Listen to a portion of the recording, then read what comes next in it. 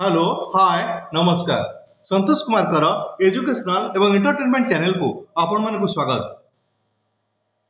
मोर channel 90 दिन भी हैनी किंतु ये 90 दिन भितर आपण मानकर जो अखंड सहयोग मु पाइछि सेथिपाई मु मो अंतर समस्त को धन्यवाद दउछि और आशा करुछि ए 90 दिन भितर मु जेतिकी आपण मानकर सहयोग पाइछि आसंता समय रे भी ताठर अधिक सहयोग पाइबी एवं आपण सहित एमती जोड़ी हो रही। मु मोर परीक्षा पाई टिप्स गोटे नुआ क्रिएट करी तापरे नायिका ना अपराजिता गोटे गल्प संकलन को आरंभ कली एवं ताहारी भितर भी आज अनुचिंता को भी शेयर करुली। प्रत्येक क्षेत्र में मु आपण मानकर सहयोग पाइछि सेंति आशा करुछि आग को जो जाउछि नुआ गोटे गल्प संकलन आरंभ करवा मु अपराजिता कहूछि ताकू मध्य आपण माने सेही भली समर्थन करिवे एवं सहयोग करिवे।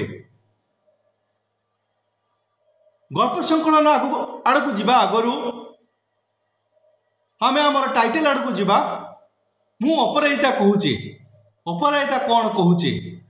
अपराजिता आजिर समाज विषय कहब, अपराजिता आजिर परिवार विषय कहब, अपराजिता आजिर चाकरी जीवन जंत्रणा विषय कहब, अपराजिता कहब से अकुहा कथा जो कथा सबु नारी मन अच्छी किंतु कहि पारंतिनी प्रकाश करि पारंतिनी बा समाज को जानिबा को दियंती नाही। पुरुषर बंचिबार जेतिक अधिकार अछि नारीर मध्य बंचिबार सेतिक अधिकार अछि। मु कहूनी सबु नारी भल बा सबु पुरुष खराब आ मु एक कथा भी कहूनी सबु पुरुष भल सबु नारी खराब।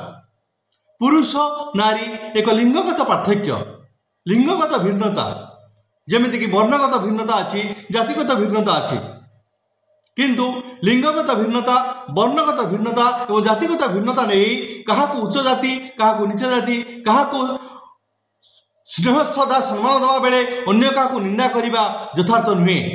यह एक सुस्थ सामाजिक परंपरा नुहे। भारत 1947 मसीह स्वाधीनता लाभ करिछि किंतु एबे मध्य संपूर्ण स्वाधीनता समस्त उपभोग करि पारु नांती। आ पछर कारण कौन? आ पछर लुकायित सत्य कौन? कहीं आज ये घटुचे आ पछर सत्यता को आम अनुसंधान करवा यही गल्प माध्यम मु अपराजिता कहूची। यह एक नारीर वेदना हो पारे, यह एक नारीर खुशी हो पारे, यह एक नारीर जंत्रणा हो पारे। नारी सकाळु उठे राति शुए ता भीतर अनेक किछि कर्म करि थाए, तार पारिवारिक कर्म करे, तार कर्तव्य को से पालन करे। तापरे भी जदि गोटे नारी यही कर्म सहित कौन कर्म क्षेत्र में चाकरी करिछि तापाई मध्ये से 100 रु अधिक देवाक चेष्टा करे किंतु से ता प्रतिदान में पाइबा कौन? से एक गृहिणी हो बा चाकरी करथिबा नारीटी हो सेमाने सेमानकर योग्यता अनुसार सम्मान पाती तो यहीटा ही हम अपराजितार कहानी। अपराजितार कहानी सबु अव्यक्त कथा को व्यक्त करने को चेष्टा करिवो, समस्तंकर आत्मा को खोलिबा को चेष्टा करिवो, समस्तंकर सत्यता को परिप्रकाश करने को चेष्टा करिवो। जोटी आमे देखिबा वास्तव में आमे जहाँ करुचे केते ठीक करुचे केते भूल करुचे समस्त को सम्मान मिलवा उचित, समस्त को योग्यता अनुसार तांको सहयोग मिलवा उचित। एवं यही गल्प संकलन में आम भिन्न भिन्न दृष्टिकोण भिन्न भिन्न गल्प को आनी थोइबा एवं विभिन्न चरित्र को वर्णना करिबा। नारी चरित्र भल होई पारे खराब होई पारे, पुरुष चरित्र भी भल होई पारे खराब होई पारे किंतु एक चरित्र कहीं नारी नुहे कहीं पुरुष नुहे। समाज रे समस्तंकर समान अधिकार रहिबा उचित, समाज रे समस्तंकर कर्तव्य समान होबा उचित। जे जहाँ करिछि से ताहारी लाभ पाइबा उचित, फल पाइबा उचित, सम्मान योग्य लोक ही सम्मान पाइबा उचित।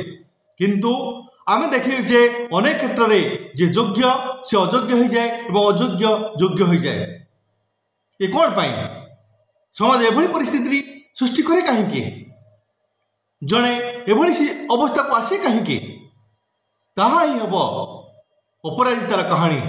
अपराजितार कहानी गोटे गरीबर कहानी, अपराजितार कहानी गोटे नारीर कहानी, अपराजितार कहानी गोटे तलस्तर कहानी, अपराजितार कहानी गोटे अन्याय विरुद्ध लड़ुथिबार कहानी।